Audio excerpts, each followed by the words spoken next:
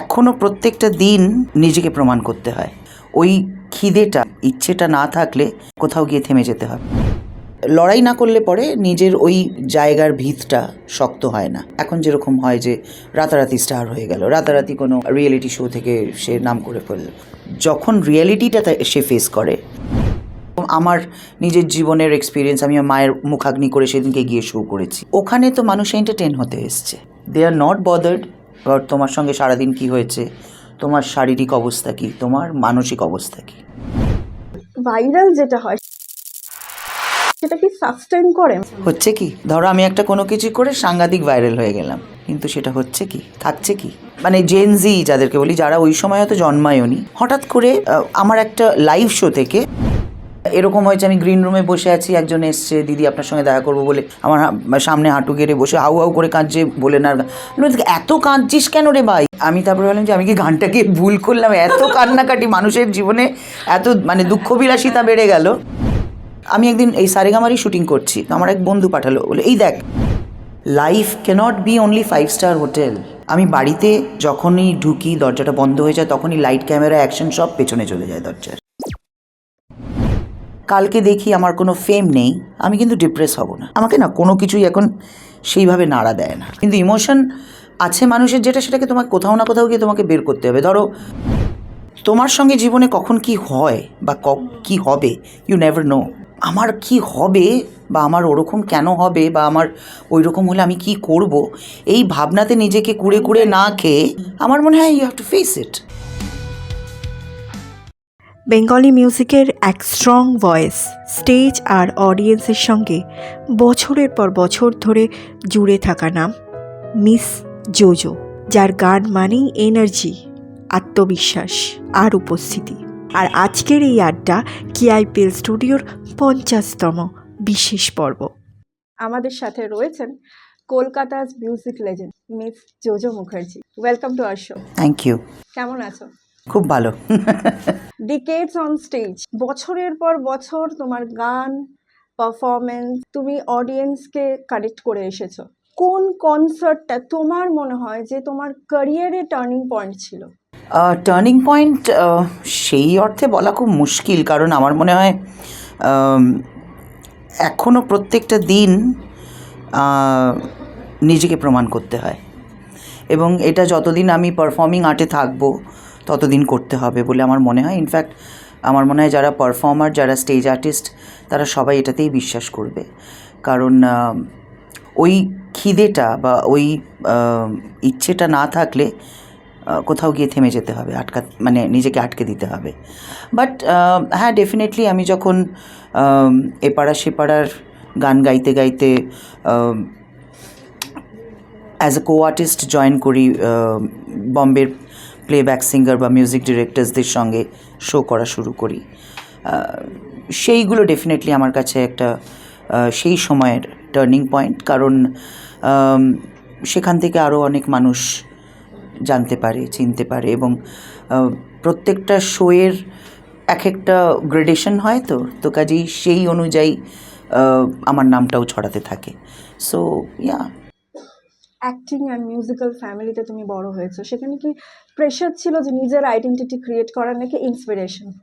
না, আমার ওপরে কোনো প্রেশার ছিল না, শুধু দিদার দিক থেকে একটা প্রেশার ছিল যে পড়াশুনো করতে হবে। দিদা চাইতেন ব্যারিস্টার হব, কখনো চাইতেন লয়ার হব, যেরকম চেয়ে থাকে বাড়িতে। বাট বাবা মায়ের দিক থেকে কোনো সেরকম প্রেশার আমি কখনো ফিল করিনি। বাট আমার এই গান গাওয়ার ব্যাপারটা খুব ন্যাচারালি এসেছিলো, মানে বাচ্চাদের সঙ্গে যেরকম খেলনা পুতুল থাকে, আমি তো একটা সাংগীতিক পরিবেশে বড় হয়েছি, সো ন্যাচারালি জ্ঞানও তো ওইটাই শুনেছি এবং ওইটাই আমাকে অ্যাট্রাক্ট করেছে। সো ওইটা নিয়েই এগোতে চেয়েছি, এবং যখন এগোতে চেয়েছি তখন মা ওয়াজ লিটল স্ট্রিক্ট, যে যদি গান নিয়ে এগোতে চাও you have to be very particular about what you want to do. স্টেজের সবচেয়ে আনএক্সপেক্টেড মোমেন্ট কি ঘটেছিল? মজার তো অনেকই আছে, তার মধ্যে সব থেকে বেশি যেটা আমার মনে আছে, আমার জুতো পা থেকে খুলে গিয়ে সামনের চেয়ারে যিনি ওই এলাকার এমএলএ বসেছিলেন তার কোলে গিয়ে পড়েছিল। সালটাও বলবো না, জায়গাটাও বলবো না, বিপদে পড়বো তাহলে। না বলাই বেটার, চলে যাওয়াটা বেটার। হ্যাঁ মানে এটা হলো ওই ওয়ার্ড্রোব ম্যালফাংশনিং তো মানুষের অনেক রকম হয়, কিন্তু আমার মনে হয় না যে ইন্ডিয়ার মধ্যে কোনোদিন কারো এরকম ঘটেছে বলে। মানে তার রিয়াকশনটা কেমন ছিল? কি রিয়াকশন কি হতে পারে, মানে আর আমারই বা কি রিয়াকশন হতে পারে বলে তোমার মনে হয়? তো আর এই ছাড়াও অনেক মানে মজাদার ঘটনা আছে। আমার মনে আছে এন্টেলির দিকে একটা অনুষ্ঠানে আমি শো করে নেমেছি, জাস্ট ওই শোয়ের পরে ক্লাবে বসেছি, তখন ওই ক্লাবের ছেলেরা চা আনতে গেছে আমার জন্য, আমি বসে আছি ঘামটাম মুচ্ছি, একজন খুব বয়স্ক দিদা, সে এরকম প্রায় 80-ফাশি বয়স হবে, এসে আমাকে খুব মাথায় ফাথায় হাত দিয়ে আশীর্বাদ করলেন, করে আমার হাতের মধ্যে মুঠো করে চলে গেল। আমি খুলে দেখলাম 10 টাকার নোট। হ্যাঁ, তো মানে মিষ্টি খাওয়াটা কিছু একটা বললেন, আমার তখন এক্স্যাক্টলি আমার এখন মনে পড়ছে না। এবারে তখন ওই ক্লাবের যে একটা দুটো ছেলে বসেছিল, দিদি কি এরকম 10 টাকা দিয়ে গেল কেন রে ভাই? বলে, দিদি আপনি আজকে লটারির টিকিট কাটুন, ইনি হলেন আমাদের পাড়ার কিপটে দিদা, এ 1 টাকা চাঁদা দেয় না এত বছর কোনো জীবনে, আপনাকে 10 টাকা দিয়েছে মানে আপনি আজকে লটারির টিকিট কাটুন, আপনি কোটি টাকা পাবেন। সেই 10 টাকাটা আমার কাছে এখনো। আবার একটু গানে ফিরে আসি, তুমি মানে অনেকের সাথে ডুয়েট করেছো, কুমার শানু থেকে শুরু করে অনেক সিঙ্গেল স্টেজ শো করেছো। হ্যাঁ, তো সেখানে তোমার মতে কার সাথে তুমি বেশি কমফোর্টেবল বা কোঅপারেশন অনেক বেশি পেয়েছো? 3 জনের সঙ্গে আমি শো করে খুব মজা পেয়েছি। একটা ডেফিনেটলি শানুদা, যার কথা বললে, একটা হলো কে, আর একটা হলো তোমার বিনোদ রাঠোর।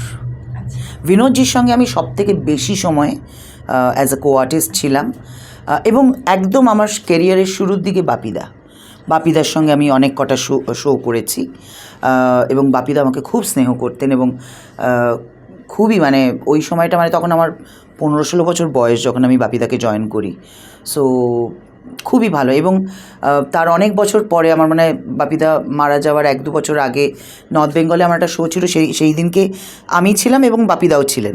তো আমার শো হয়ে ফার্স্টে ছিল, আমার শো হয়ে গেল, তারপরে বাপিদা ওনার সেক্রেটারিকে দিয়ে বলবেন জোজোকে থাকতে বলো, আজকে কিন্তু ওকে আমার সঙ্গে গান গাইতে হবে অত বছর পরে। সো এইগুলোই পাওয়া আমার মনে হয়। আর এছাড়াও আমার কাছে খুব বড় প্রাপ্তি হলো মনহারু দাসজি। মনহারু দাসজির সঙ্গে আমি কাজ করেছি, আমার খুব ভালো লেগেছিল। একটাই শো আমার মনে হয় মোস্ট প্রবাবলি অনেক বছর আগে, সেটা হলদিয়া উৎসব বা কিছুতে উনি এসেছিলেন, সেখানে আমি ওনার সঙ্গে 2-3টে গান গেয়েছিলাম। সো দ্যাট ওয়াজ আমার কাছে খুব বড় একটা এগুলো মেমোরিজ, অফকোর্স, একদম। মিউজিক ছাড়া মিস জোজো, এই ভাবনাটা কি কোনোভাবে তোমায় ভয় দেখায়? হ্যাঁ, একটা সময় তো ডেফিনেটলি আসবে যেই সময়টা আমাকে মেকআপের কথা ভাবতে হবে না, গিয়ে পারফর্মের করার কথা ভাবতে হবে না। তবে না, সেই দিনটা ভেবে আমি ভয় পাই না, কারণ একটা শুরুর তো সবসময় একটা শেষ আছে। আর আমি ভীষণ স্ট্রং হেডেড এই ব্যাপারে, যে আমি যতদিন আমার মতন করে পারফর্ম করতে পারছি আমি ততদিনই পারফর্ম করব। আদারওয়াইজ ইনফ্যাক্ট আমি এটা স্টেজেও বলি মজা করে, যে আমি নিজেকে প্রমিস করেছি দাঁত পড়ে যাওয়ার পরে কখনো বাঁধানো দাঁতে গান গাইব না। আচ্ছা, একটু তোমার 2025-26-এ যেমন তুমি জি সারেগামাপার জাজমেন্টে রয়েছো, একজন সিঙ্গার হিসেবে স্টেজে থাকার থেকে বেশি টাফ কি এইটা, মানে জাজমেন্ট দেওয়াটা? আমি তো সারেগামাপাতে শুধু এবছর নেই, আমি বছর পর বছর বা অনেক সময় অ্যাজ এ গেস্ট এসেছি। লাস্ট 3 বছর ধরে প্যানেলে রয়েছি। তার আগেও ছিলাম, একটা সময় ছিলাম যখন সারেগামাপা ছোটো বাচ্চাদের নিয়ে করেছিল, স্বপ্নের সন্ধানে বলে নাম দিয়েছিল, সেটাতেও আমি ছিলাম। অ্যাকচুয়ালি আমার কাছে এটা ঠিক জাজমেন্ট করা নয়, কারণ আমি মনে করি যে দেখো, শিল্পী মানুষ তো, সে গান করুক, নাচ করুক, যাই করুক না কেন, শিল্পীরা তো খুব মুডি হয়, সে নামি হোক, অনামি হোক, নতুন হোক, পুরনো হোক, তো প্রত্যেক দিন তো একরকম পারফরমেন্স দিতে পারে না। সো যখন আমরা এটাই চেষ্টা করছি, এবং এবারে যেহেতু নবরত্ন মানে জাজেস প্যানেল, যেটা 9 জনে 9 রকমের জাজ আর কি, মানে 9টা সেক্টর থেকে তুমি যদি দেখো ওটা। সো আমরা যেটা সবসময় চেষ্টা করছি যে ধরো কেউ খুব ভালো গাইছে একটা উইক, দুটো উইক, থার্ড উইকে গিয়ে তার পারফরমেন্সটা ড্রপ করলো, এটা করতেই পারে, হয়তো তার শারীরিক মানসিক, এটা আমাদেরও হয়। তখন আমরা কী করছি যে আমরা তাকে ইন্সপায়ার করার চেষ্টা করছি, তাকে হয়তো সেদিনের পারফরমেন্সটা খারাপ হচ্ছে, হয়তো নাম্বার কম পাচ্ছে, ডেঞ্জার জোনে গিয়ে বসছে অনেক সময়, কিন্তু আমরা সবসময় একটা চেষ্টা করছি যে যাতে আরও একটা চান্স তাকে দেওয়া যায়। অনেক সময় এরকমও হয়েছে যে কাউকে এলিমিনেট আমরা করিনি, অনেক সময় করি না, কারণ আমরা পোটেনশিয়াল দেখি যে এর হয়তো আরও একটু ভালো করা যেতে পারে, একে যদি আরেকটা সুযোগ দেওয়া যায়। সো আমার মনে হয় যে for me it's not being very judgemental over there as a জাজ।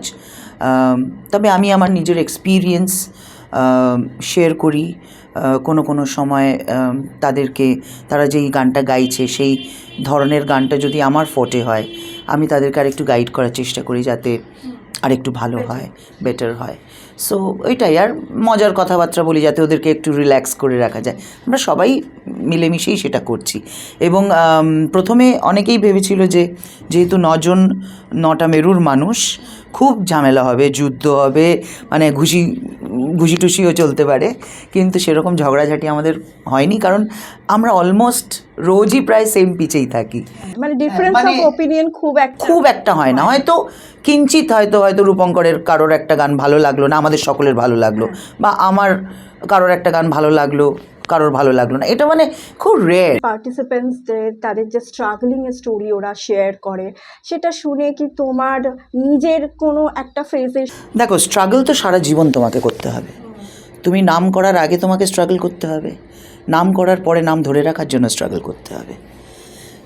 সো স্ট্রাগলটাকে যদি, এবং মানুষের জীবনে আমি মনে করি যে কোনো রকম যুদ্ধ যদি না থাকে না, মানুষ খুব একটা এগোতে পারে না। তুমি খুব রিল্যাক্সড হয়ে জীবনে কোনো কিছু জয় করতে পারবে না। তুমি যেটাই করতে চাও না কেন, you have to be focused, এবং সেটার জন্য তোমাকে লড়াই করতে হবে। লড়াই না করলে পরে নিজের ওই জায়গার ভিতটা শক্ত হয় না। হতে পারে হয়তো তুমি খুব সহজে একটা জায়গা পেয়ে গেলে, মানে এখন যেরকম হয় যে রাতারাতি স্টার হয়ে গেল, রাতারাতি কোনো রিয়েলিটি শো থেকে সে নাম করে ফেলল, কিন্তু ওই রাতারাতি হয়ে যাওয়ার পরে যখন রিয়েলিটিটা সে ফেস করে, সেইটার সঙ্গে যুঝে ওইটাকে মেনটেন করার যুদ্ধটা আরও অনেক বেশি কঠিন বলে আমার মনে হয়। সো কাজেই যুদ্ধটা চলতেই থাকবে, ওটা না থাকলে, ওই জেদটা না থাকলে, বা ওই যুদ্ধর ওই কী বলবো, ওই টান উত্তেজনাটা জীবনে না থাকলে পরে তুমি বেশি দূরে এগোতে পারবে না। ওটাকে ওই যে তুমি বলে ধরে রাখাটা, এটাও একদম, ওটা আরও অনেক বেশি বড় যুদ্ধ। একটা ছোট র্যাপিড ফায়ারে যাচ্ছি। মাইক অন না mic off gossip? Mic on. Practice room না স্টেজ স্পটলাইট? স্টেজ। পারফেক্ট সুর না perfect timing? Perfect timing. Old school riyaz নাকি new age remix? Old school riyaz. Critics praise না audience goosebumps? Audience goosebumps. Live mistakes না auto tune fear? মানে live শোতে অনেক সময় হয় না, এরকম হয়েছে তোমার কখনো যে তুমি লিরিক্স ভুলে গেছো গাইতে গাইতে? হতেই পারে। না মানে বেসিক্যালি লিরিক্স ভুলে গেলে আমার একটা সুবিধা আছে যে আমি খুব চেনা চেনা গান গাই, তো আমি ভুলে গেলেও অডিয়েন্স তো ভুলে না। সো মাইকটা তাদের দিকে থাকে, তারাই গায় আমার জন্য। আর্লি মর্নিং রিহার্সাল নাকি late night shows? Early morning rehearsal actually খুব একটা বেশি হয় না, আমাদের ওই আফটারনুন রিহার্সালসই হয়। হ্যাঁ, কারণ লেট নাইট শোজ তো এখন বন্ধই হয়ে গেছে। মানে একমাত্র আমরা যদি একটু ধরো মেদিনীপুরে যাচ্ছি বা বর্ধমানের দিকে যাচ্ছি, তখন একটু লেট করে আমাদের ফেরা হয়, আদারওয়াইজ কলকাতার বুকে তো এখন 11টা সাড়ে 11টার মধ্যে সব র্যাপ আপ। সোলো পারফরমেন্স না power collaborations? Solo performance. Music without fame না ফেম উইদাউট মিউজিক? অ্যাকচুয়ালি দুটোই আমার মনে হয়, কারণ দুটোকে তুমি কোনোটার থেকে সরাতে পারবে না। Because if you are musically strong, you are going to get the fame, and if you get the fame, there should be strong music. Very true, একদম একদম। মিস জোজো, এক লাইনে নিজেকে ডিফাইন করতে হলে কি বলবে? As a performer, as a human being, I'm more stronger, more matured, and more sought out as a person. Great. Live show না স্টুডিও রেকর্ডিং, কোনটা তোমার real energy? Live show definitely. তবে হ্যাঁ আমি রেকর্ডিংটাকেও ছাড়তে পারবো না, বিকজ রেকর্ডিংয়ে কী হয়, রেকর্ডিংয়ে আমাকে একটা অন্য ক্যারেক্টারের হয়ে গান গাইতে হয়, so I have to give that energy also. তো সেইটা it's all in the mind করতে হয়। But on stage I can be my self, I can interact with my audience, এবং অডিয়েন্সের ভাইব্রেশন যেটা আসে সেটার একটা ডেফিনেটলি পজিটিভ এনার্জি তৈরি হয়। অ্যান্ড ওইটাই অনেকটা ওই মানে প্যার কাওয়াদা 50-50-র মতন। Well set. আচ্ছা, যদি তুমি একদিন সোশ্যাল মিডিয়া অফ করে দাও, তাহলে কে বেশি প্যানিক করবে, তুমি না তোমার ফলোয়ার্স? আমার ফলোয়ার্সরা, আমার কোনো কিচ্ছু এসে যাবে না, আমি দিব্য বন্ধ করে রেখে দিতে পারি। আমাকে আসলে আমি জানি না, মানে আমি হয়তো মানুষটা একটু অদ্ভুত, বা হয়তো লাইফের এক্সপিরিয়েন্স বা নিজের স্টাডিতে আমি নিজের এই জায়গাটা ক্রিয়েট করতে পেরেছি যে আমাকে না কোনো কিছুই এখন সেইভাবে নাড়া দেয় না, মানে আই ক্যান কন্ট্রোল দ্যাট। মানে যদি কালকে দেখি আমার কোনো ফেম নেই, আমি কিন্তু ডিপ্রেস হব না, বিকজ আমি এটাই ভাববো যে এটাই হওয়ার ছিল।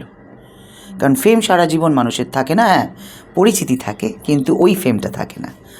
সো একটা কোথাও গিয়ে তো তোমাকে থামতে হবে, অ্যান্ড থামাটা খুব কারেক্ট সময় মতন যদি তুমি থামতে পারো, আমার মনে হয় তার থেকে বেটার কিছু জীবনে হতে পারে না। মানে I cannot see myself কি যে খুব কনসিডার করে মানুষজন আমাকে দেখছে, no.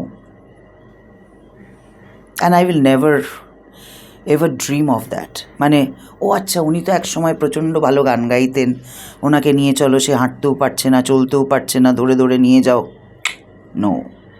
I only see Jojo, a strong woman, নিজের পারফর্ম করছে, যার কোনো কোনো সময় সিকিউরিটি বাউন্সাররাও তাকে আটকাতে পারে না।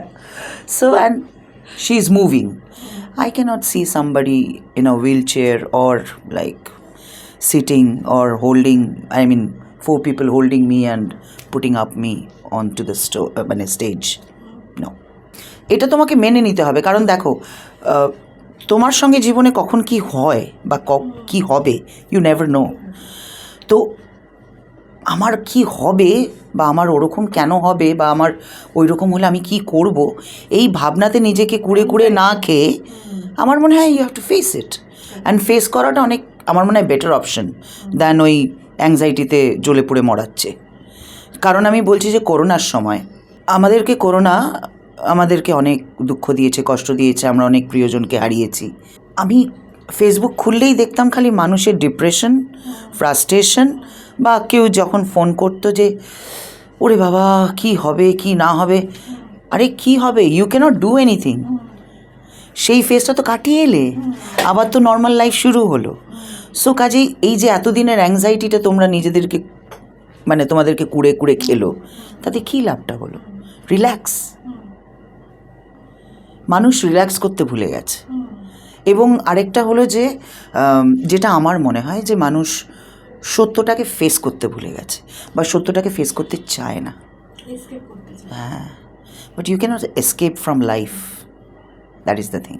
আজকাল এই অ্যাংজাইটির সমস্যাটা এত বেশি বেড়ে যাচ্ছে, এত বেশি অযথা বলবো না, প্রত্যেকটা মানুষের জীবনেই সমস্যা আছে, কিন্তু না মানে আমি ইনফ্যাক্ট কিছু কিছু মানুষের দেখেছি মানে সমস্যাটা অ্যাকচুয়ালি সমস্যা নয়, ওটা জোর করে সমস্যা করা, ওইটার সংখ্যা কিন্তু অনেক বেশি। এবং এই বুঝি হারাই গেল আর বুঝি পাইলাম না, এই যে একটা মানুষ, এবং মানুষ না প্রতিনিয়ত দৌড়ানোর দরকার নেই, অথচ দৌড়ে যাচ্ছে। সবাই ভালো থাকতে চায়, এটা কি ওভার এক্সপেকটেশন আছে? অফকোর্স।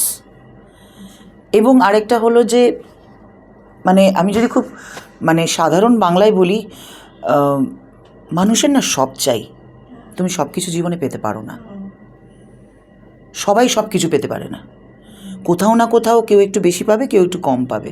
তুমি যেদিনকে ওই রেশিওটা নিজের সঙ্গে মেজার করে নিতে পারবে, তুমি দেখবে তোমার কোনো অসুবিধা নেই। আর এক্সপেকটেশনের লেভেলটা যদি একটু মিনিমাইজ না, ওটা আর কি ওই রেগুলেটরটাই মানুষের না লুজ হয়ে গেছে। ওই রেগুলেটরটা মানে নিজের ওই ভাবনা চিন্তার কন্ট্রোল করার যে রেগুলেটর, আগে যেরকম আমি ছোটোবেলায় মানে আমি একজন পলিটিক্যাল ঘরে বড় হয়েছি, আমার দাদু দিদা পলিটিশিয়ান ছিলেন, মা প্রদেশ কংগ্রেসের প্রেসিডেন্ট ছিলেন। সো আমি ওই রকম একটা পরিবেশ থেকে বড় হয়ে, কিন্তু তুমি আজকে আমাকে গ্র্যান্ড হোটেলে নিয়ে যাও, আইল বি হ্যাপি। তুমি একটা ধাবাতেও নিয়ে যাও, আইল বি হ্যাপি। আমার কাছে কিন্তু ওইটা নেই যে হ্যাঁ আমি একজন সেলিব্রিটি, তোমার ধাবাতে খাওয়াতে নিয়ে গেলে কী হয়েছে? এটাই তো লাইফ, তোমাকে তো সবকটা স্তর দেখতে হবে, নাহলে তো তুমি একটা জায়গায় আটকে যাবে।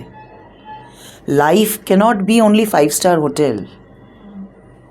যার জন্য আমি আমার এইটা চেষ্টা করেছি, আমি জানি না আমি কতটা পেরেছি। আমার other than my performing or my stage shows or my shooting, আমি বাড়িতে যখনই ঢুকি দরজাটা বন্ধ হয়ে যায়, তখনই লাইট ক্যামেরা অ্যাকশন সব পেছনে চলে যায় দরজার।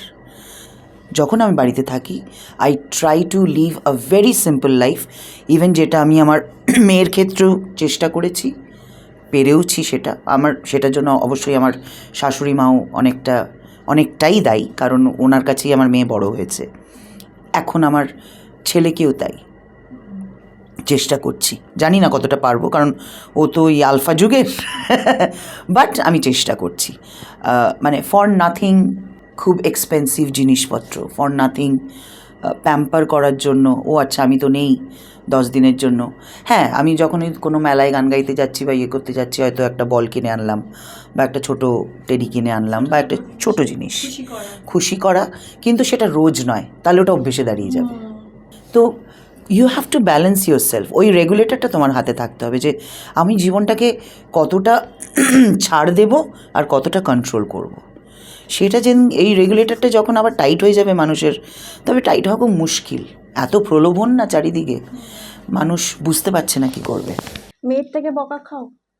না না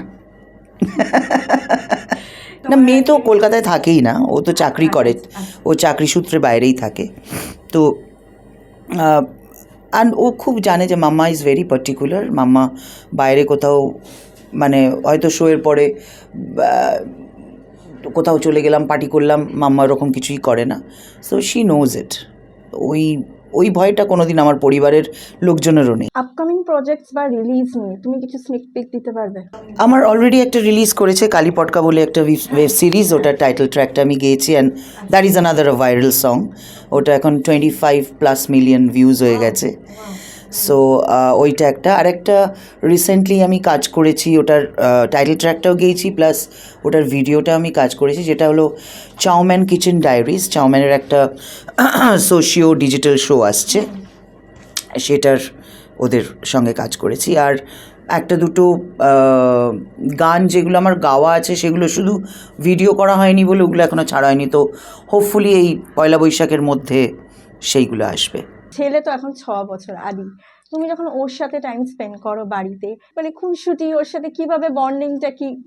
ওর সঙ্গে আমার থেকেও বন্ডিং বেশি হলো, আমার দুটো পোষ্য আছে তাদের সঙ্গে। তো আমরা যখন থাকি ওই 4 জনে একসঙ্গে, ওই আদির বল নিয়ে তারা চলে যায়, তাদের বল নিয়ে আদি চলে যায়। আর আদি হলো সবথেকে মজার ব্যাপার হলো যে বাড়িতে প্রচণ্ড দুষ্টু, মানে সবসময় স্পাইডারম্যান আর কি, এই সোফা থেকে ওই সোফা, ওই সোফা থেকে ওই সোফা, এরকম। আর আমার অবস্থাটা খুব শোচনীয় হয়ে যায় যখন আমি স্কুলে ওর নামে কমপ্লেন করতে যাই, কারণ টিচাররা উল্টে আমাকে বকে দেয়। মানে টিচারদের বক্তব্য হলো যে স্কুলে ক্লাসে ওর মতো ওবিডিয়েন্ট স্টুডেন্ট আর নেই। মানে আমি ওকে বললাম না, এরকম খুব অসভ্যতামি করছে, খুব দাপাদাপি করছে, ওকে বললে হ্যাঁ বললে কথা শোনে নাই না। মানে কি বলছেন আপনি? মানে আমি তখন ভাবি যে যেই ভালো শব্দগুলো ওনারা প্রয়োগ করেন আদি সম্পর্কে, তখন আমি যে আমার ছেলের সম্বন্ধেই বলছে। তো মানে আমি তো লাস্ট পিটিএমে বলেই এলাম যে আমি না তাহলে একটা কাজ করবো, আমি ভিডিও করে আপনাদের পাঠিয়ে দেবো। আপনারা আমার কথা বিশ্বাস করছেন না তো? বিশেষ করে class teacher, no he is the most obedient child. মানে আমাকেই উল্টে বকা খেয়ে আসতে হয়। তো বললাম ঠিক আছে, আমি তাহলে ভিডিও করেই পাঠিয়ে দেবো।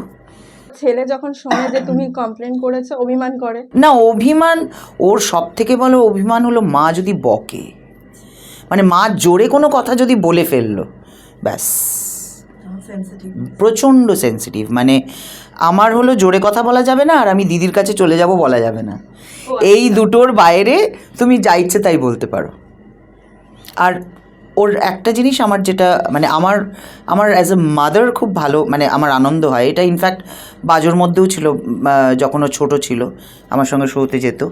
কোনো স্টেজ ফিয়ার নেই, মানে ও অনেক ছোটোবেলা থেকে আদিকে হয়তো কোনো দিন ছুটি আছে আমি নিয়ে গেলাম, ও আমার থেকে বেশি অডিয়েন্সকে হাত নাড়বে, মাইক্রোফোন নিয়ে হাই হ্যালো বলবে, এবং অনেক কটা স্টেজ এরকম গেছে যে আমার সঙ্গে সারা 2 ঘন্টা স্টেজ প্রায় পারকাশন বাজিয়ে গেছে, আমার মিউজিশিয়ানসদের সঙ্গে ইন্টারাক্ট করে গেছে, নেচে গেছে, এবং আমার সিকিউরিটি যারা থাকে তারা যদি ওকে নামিয়ে দেয় ব্যাস রাগ কান্নাকাটি হুলুস্থুলু কাণ্ড। হ্যাঁ, মানে ওকে স্টেজে থাকতে হবে আর কি, স্টেজটা ভীষণ ভালোবাসে। আমি জানি না ভগবান ওকে এই জায়গায় আনবে কি। আমার মনে হয় যে দেখো পরিবেশটা ম্যাটার করে অনেক সময়, আমার মনে হয়, কারণ ও তো হ্যাঁ ওটাই তো দেখছে। এবং ছোটোবেলায় একটু অবাক হতো যখন একদমই ছোটো ছিল, ওই হয়তো দিদি নাম্বার 1-এ আমাকে দেখাচ্ছে বা কোনো টেলিভিশন শোতে আমাকে দেখাচ্ছে, একবার টিভির দিকে দেখছে আর একবার সোফায় আমি বসে যদি বাড়িতে থাকি আমার দিকে দেখছে, মানে বুঝতে পারছে না যে এই মানুষটাই কে এই মানুষটা। হ্যাঁ, তারপরে একবার বোধহয় ওর যে ন্যানি তাকে জিজ্ঞেস করেছিল যে মাম্মা ওখানে কি করে গেল। ছোটবেলায় আমরা করতাম না যে মনে হতো টিভিতে যাকে দেখাচ্ছিল টিভির ভেতরেই রয়েছে। আজকাল তো রিলের দুনিয়া, মিউজিকের ভ্যালুটা বাড়ছে নাকি ভাইরাল এর মানে ভাইরাল হওয়ার জন্য ফোকাসটা বেশি চলে যাচ্ছে? দেখো এইগুলো না এক একটা সময়ের ব্যাপার, সময়ের সঙ্গে সঙ্গে এটাও আবার বদলে যাবে। এখন যেরকম একটা সময় আমরা যখন ধরো একের বেশি গান গাইতাম, ধরো একটা গানের সঙ্গে 2-3টে গান আমরা জুড়ে গাইতাম, আমরা বলতাম মেডলি গাইছি বা কোলাজ গাইছি। এখন কি বলে ম্যাশ আপ। সো যুগের সঙ্গে সঙ্গে ওগুলো পরিবর্তন হচ্ছে। তো সো আগে যেরকম গান সুপার ডুপার হিট হতো এখন ভাইরাল হয়। So it's a term of the time. তো এখন আগে পাড়ায় পাড়ায় শিল্পী গিয়ে বা ক্যাসেট সুপার হিট হলে সে আর্টিস্ট হিট হতো, এখন ভাইরাল হলে তুমি মানুষের কাছে জনপ্রিয়। সো কাজে এইগুলো এক একটা টার্ম, আর এগুলো এক একটা আমার মনে হয় জীবনের এক একটা ফেজের সঙ্গে চলে, মানে এক একটা ওই কি বলবো 10 বছর 5 বছর অন্তর অন্তর এগুলো আবার বদলে যাবে। আজকে যেটা ভাইরাল মনে হচ্ছে আরও হয়তো 10 বছর পর সেটা অন্য কিছু হয়ে যাবে। এক্স্যাক্টলি, যেমন ভাইরাল যেটা হয় সেটা কি সাস্টেন করে, মানে সাস্টেনেবল হয়? হচ্ছে কি সেটা তো আমারও প্রশ্ন সকলের কাছে। ধরো আমি একটা কোনো কিছু করে সাংঘাতিক ভাইরাল হয়ে গেলাম, কিন্তু সেটা হচ্ছে কি, থাকছে কি? আজকে যেরকম আমি আমার একটা গানের উদাহরণ দিই, 2008-এ একটি গান গেয়েছিলাম জিৎ গাঙ্গুলির জন্য, মন মানে না ছবিতে, সাথী ভালোবাসা মন বলে না। তখন গানটা হিট করেছিল, গানটা চলে আসছে, হঠাৎ লাস্ট 2 বছরে গানটা ভাইরাল হয়ে গেল।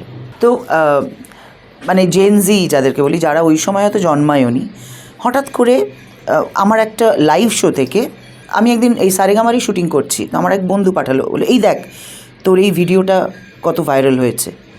ভিডিওটা ভাইরাল হয়েছে আমি দেখছি আমারই লাইভ শো, তার কদিন আগেই এটা করেছি। তো যারা আর কি ওখানে আমাদেরকে ক্যামেরা বন্দি করছিলেন সেই স্টুডিও থেকে ওই গানটা ছেড়েছে, এবং মানে ইটস আ রেকর্ড যে কত 12 ঘন্টার মধ্যে that was almost 12 million plus. এখন ওটা প্রায় 30-35 মিলিয়ন ভিউজ প্লাস হয়েছে। So I was like shocked, কী হলো হঠাৎ করে।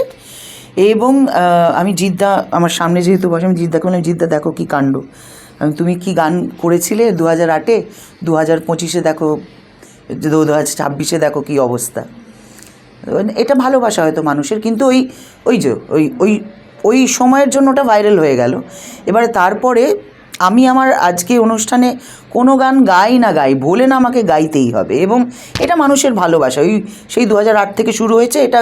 হঠাৎ করে এখন একটা সেক্টর অফ ছেলেমেয়েদের খুব ভালো লেগেছে, মানে যারা একটু দুঃখবিলাসী, হ্যাঁ, এবং জোর করে কাঁদতে ভালোবাসে, মানে জোর করে কাঁদে, অনেক সময় অনেকে এমনিতেও কাঁদে।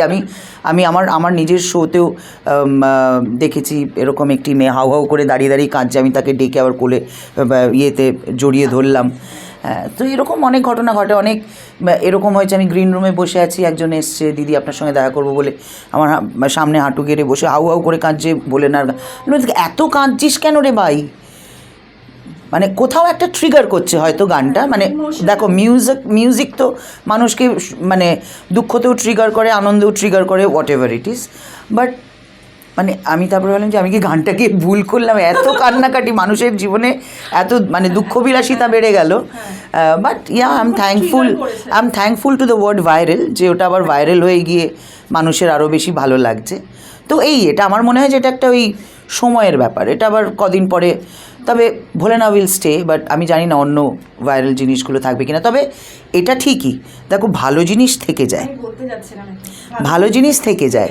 হ্যাঁ, এবং আরেকটা ব্যাপার হলো যে ওই ফট করে একটা কোনো কিছু ভাইরাল হলো, সেটার যদি কোনো মাথামুন্ডু না থাকে তাহলে সেটা টিকবে না, সেটা হারিয়ে যায়। হ্যাঁ সেটা হারিয়ে যায়। নাহলে আজকে আমরা কিশোর কুমার, লতা মঙ্গেশকর বলো, মোহাম্মদ রফি বলো, তাদেরকে আজও কিন্তু গাড়িতে আমরা যখন যাই আমরা ওদের গানটা শুনতে শুনতে যাই। তুমি আজকে আমি বলছি, আজকে ধরো দুর্গাপুজোর সময় কোনো প্যান্ডেলে যেখানে থিম মিউজিক বাজছে না, সেই পুরনো হেমন্ত মুখোপাধ্যায়ের গান বা সন্ধ্যা মুখোপাধ্যায়ের গান বা আশাজি, কিশোর কুমারের গান, লতাজির গান, ওইগুলোই বাজে। ক্রিয়েটিভ ওয়ার্ল্ড বা যারা সাংস্কৃতিক জগতের সাথে রয়েছে থাকেন, তাদের মধ্যে কিন্তু এই তোমার ইমোশনস বা এবং সেই ইমোশনসটাকে ছড়িয়ে দেওয়া, এটা কিন্তু থাকে। এত স্ট্রং ইমেজের পেছনে তোমার কোনো ইমোশনস লুকিয়ে আছে কিনা জীবনে? কিছু কিছু ক্ষেত্রে তো আমাদের ইমোশনকে আমাদেরকে দাবিয়ে রাখতেই হয়, কারণ ধরো আজকে সকাল থেকে আমার মুডটা খুব অফ, অথচ আমার বিকেলে অনুষ্ঠান আছে, মানে আজকের কথা বলছি না, তুমি হঠাৎ করে তোমার মুডটা চেঞ্জ হয়ে গেল। না, আমি ওটা তোমাকে এক্সাম্পল দিচ্ছি। ধরো আমার মুডটা খুব অফ, কিন্তু আমার মানে কিছুই হয় না, একদিন যে কিছুই ভাল লাগছে না, সব মানুষেরই হয়, কিন্তু আমাকে একটা খুব ভাইটাল অনুষ্ঠানে পারফর্ম করতে হবে। ওখানে তো মানুষ এন্টারটেন হতে এসছে, দে আর নট বদার্ড অ্যাবাউট তোমার সঙ্গে সারাদিন কী হয়েছে, তোমার শারীরিক অবস্থা কী, তোমার মানসিক অবস্থা কী। You have been paid to entertain, you have to entertain. So কাজেই সেই জায়গায় তো ডেফিনেটলি আমাকে আমার সাবকনশিয়াস মাইন্ডটাকে সাপ্রেস করে আমাকে সেই কাজটা করতে হবে, যেটার জন্য আমাকে মানুষ ভালোবাসে। তো আর্টিস্টদের ক্ষেত্রে এটা তো করতেই হয়। ইভেন অনেক সাধারণ মানুষ যেটা করতে পারে, যেরকম আমার নিজের জীবনের এক্সপিরিয়েন্স, আমি আমার মায়ের মুখাগ্নি করে সেদিনকে গিয়ে শো করেছি। সো কাজেই এইগুলো, এবং অনেক এরকম অভিনেতা অভিনেত্রী বা গায়ক গায়িকারা আছে যাদেরকে এইগুলো ফেস করতে হয়। তো I cannot sit back home and cry because I have got commitments. আজকে আমার 104 জ্বর নিয়েও আমাকে শো করতে হয়েছে। তো এগুলো কিছু কিছু ক্ষেত্রে যখন, হ্যাঁ এখন আমি যদি একদমই সেই রকম অবস্থায় না থাকি যে আমি করতে পারছি না, তাহলে ডেফিনেটলি মানুষকে বোঝালে মানুষ বুঝবেন, কিন্তু ম্যাক্সিমাম ক্ষেত্রে we have to fight with that emotion also. সেটাকে সাপ্রেস করে অন্য সময় হয়তো আমি যখন একলা থাকবো তখন আমার নিজেকে সামলানো বা আমার নিজেকে ওই সময়টা দেওয়া, যাতে আমি ওই ইমোশনটাকে বের করতে পারি, বা হয়তো কোনো গানের মধ্যে দিয়ে বের করলাম। কিন্তু ইমোশন আছে মানুষের যেটা, সেটাকে তোমাকে কোথাও না কোথাও গিয়ে তোমাকে বের করতে হবে। ধরো বাড়িতে কারোর সঙ্গে ঝগড়া হলো, সেই রাগটা তোমার ভেতরে রইলো, সেই রাগটা তুমি দেখলে হঠাৎ করে তুমি গিয়ে অফিসে দেখালে, তার মানে কি তোমার ওই ইমোশনটা বেরিয়ে গেল। তো এটা তো হতেই থাকে, এবং আমি কোথায় ইমোশনটা বের করব আর কোথায় করব না, সেই কন্ট্রোলটা নিজের উপরে থাকতে হবে, আর যেটা আর্টিস্টদেরকে অনেক বেশি রাখতে হয়। আজকে তোমার যেমন কনসার্ট আছে বলছো, যেদিন কনসার্ট থাকে না সেদিন কি নেটফ্লিক্স না ঘুরতে চলে যাও? আমি খুব একটা খুব টিভি যে দেখি তাও নয়, খুব সিনেমা দেখি তাও নয়, মাঝে মধ্যে দেখি। ঘুরতে যাওয়াটা আমার ভালো লাগে, কিন্তু এখন যবে থেকে আদি এসছে আমার জীবনে, আমার সোলো ট্রিপগুলো একটুখানি কন্ট্রোল করতে হয়েছে, মানে বন্ধই হয়ে গেছে প্রায়। আগে খুব টুকটাক বেরিয়ে যেতাম, হয়তো কফি খেতে চলে যাম, বাইরে কোথাও না গেলেও কফি খেতে চলে গেলাম, একটু মলে গিয়ে ঘুরলাম। এখন আর ইচ্ছে করে না, কারণ আমার নিজের কাজটাই আমার কাছ থেকে এত বেশি সময় নিয়ে নেয় যে বাকি সময়টা আমি একদম বাড়িতে থাকতে পছন্দ করি। এবং যেহেতু আদি আমাকে খুব কম সময় পায়, আমার যেই সময়টা সিজন চলে এবং দৌড়াদৌড়ি চলে, শুটিং চলে, সেই জন্য আমি চেষ্টা করি যতটা যে আমি ওকে সময় দিতে পারি। সো ওইটাই। আর এমনিতে আমি একটু গড়গুনে, মানে কারণ ছোটোবেলা থেকে এত বেশি দৌড়ে বেড়াচ্ছি, তো মানে এমনি সময়টা আমি বাড়িতে থাকতে পছন্দ করি। আর না হলে হ্যাঁ বেড়াতে যাই, বছরে একবার দুবার তো বেড়াতে যাই। তুমি আসাতে আমাদের স্টুডিওটাও একেবারে একটা পজিটিভ এনার্জি, পজিটিভ ভাইবস ছড়িয়ে গেছে, টু বি অনেস্ট।